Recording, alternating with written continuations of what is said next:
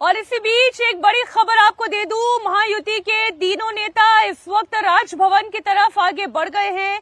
बड़ी जानकारी आपको दे दूं, सीएम आवास से राजभवन के लिए महायुति के तीनों नेता निकल चुके हैं और अब से थोड़ी देर में वो राजभवन में सरकार बनाने का दावा पेश कर देंगे।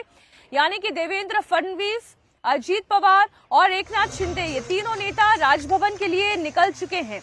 महाराष्ट्र के मुख्यमंत्री के नाम का ऐलान होने के बाद बीजेपी और फडणवीस के समर्थकों के बीच में तो बड़े जश्न का माहौल है।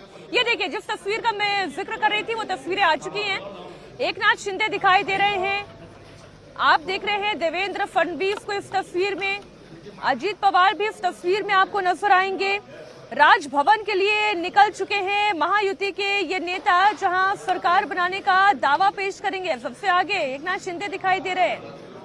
कहने को पूछने वाले ये सवाल उठा सकते हैं कि एकनाथ शिंदे क्यों नहीं, क्यों देवेंद्र फडणवीस ही, लेकिन ये बात एकनाथ शिंदे भी जानते हैं। ये मैंडेट इतना प्रचंड है, ये बीजेपी के जीत का मैंडेट है, ये देवेंद्र फडणवीस की कार्यप्रणाली का मैंडेट है, ये हिंदुत्व का मैंडेट है। इसलिए ऐसे में देवेंद्र फडणवीस को मुख्यमंत्री तो बनना ही था। राजभवन में सरकार बनाने का दावा पेश करेंगे एकनाथ शिंदे, अजीत पवार के साथ देवेंद्र फडणवीस निकल चुके हैं। ये तस्वीर आप देख रहे हैं, राजभवन पहुंचे हैं महायुति के तीनों नेता। हमारे सहयोगी सचिन चौधरी इस वक्त लगातार जुड़े हुए हैं। सचिन, आप लोगों ने भी प्रयास तो किया होगा अजीत पवार और एकनाथ शिंदे तक पहुंचने का, उनसे उनकी राय जानने का, क्योंकि अभी तक कोई ऑफिशियल प्रेस कॉन्फ्रेंस महायुति की ओर से नहीं हुई है। तो दिनेश, ये बताएं कि राजभवन में दावा पेश करके ये प्रेस कॉन्फ्रेंस होगी या उससे पहले कोई बयान आ सकता है?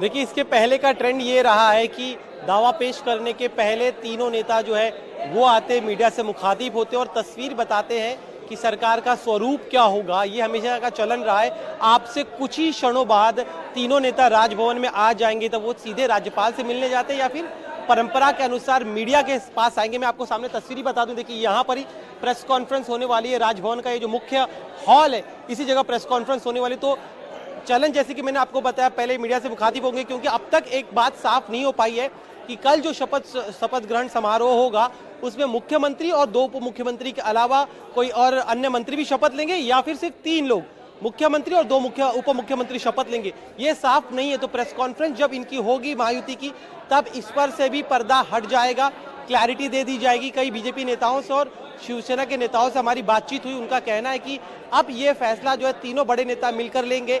कुछ मंत्री पदों पर अब भी पेच फंसा हुआ है, तो ऐसे में अब से कुछ देर बाद जब ये तीनों बड़े नेता मीडिया के सामने आएंगे, तब तस्वीर भी साफ हो जाएगी कि कल कुल कितने लोग इस शपथ लेने वाले हैं। लेकिन इसके साथ ही में दिनेश, राजभवन की तस्वीरें हैं और देवेंद्र फडणवीस के बगल में अजीत पवार एक तरफ दिखाई दे रहे हैं।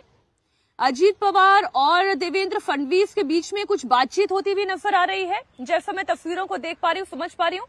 एकनाथ शिंदे भी दिखाई दे रहे हैं। हाल के दिनों में इनकी तबीयत बहुत ज्यादा खराब रही, लेकिन आज सरकार बनाने का दावा तो पेश करना ही था, इसलिए राजभवन में इन तीनों नेताओं की मौजूदगी दिखाई दे रही है। और देवेंद्र फडणवीस ने भी जब धन्यवाद ज्ञापित किया, अपना पहला संबोधन विधायक दल का नेता चुने जाने के बाद, तब उन्होंने अजीत पवार का भी धन्यवाद किया, उन्होंने एकनाथ शिंदे का भी धन्यवाद किया, उन्होंने रामदास आठवले का भी धन्यवाद किया। और इस वक्त जो राजभवन से अंदर की तस्वीरें आप देख पा रहे हैं, तमाम बड़े नेता इस वक्त नजर आ रहे हैं। दिनेश, आप मुझे बता सकें अगर इस वक्त कौन कौन नेता राजभवन में मौजूद है, क्योंकि भले ही 3 सबसे बड़े दल जो सबसे आगे पायनियर के तौर पर दिखाई दे रहे हैं, लेकिन उसके पीछे बाकी नेताओं की और बाकी दलों की भी ताकत रही है। जी देखिए, यहाँ पर इस समय राजभवन में सीधे पहले वो राज्यपाल से मुलाकात करेंगे और इसमें देवेंद्र फडणवीस, एकनाथ शिंदे, अजीत पवार के अलावा प्रफुल्ल पटेल, इसके साथ ही में राव साहेब दानवे जो बड़े नेता है, सुधीर मुनगंटीवार, बीजेपी के प्रदेश अध्यक्ष चंद्रशेखर बावनकुले, इसके अलावा शिवसेना के जो बड़े नेता है वो तमाम नेता मौजूद है। और सामने आप तस्वीरें देख रहे हैं, उसमें इंतजार किया जा रहा है राज्यपाल का। 3 बजे का समय दिया गया था, कुछ देरी हो रही है।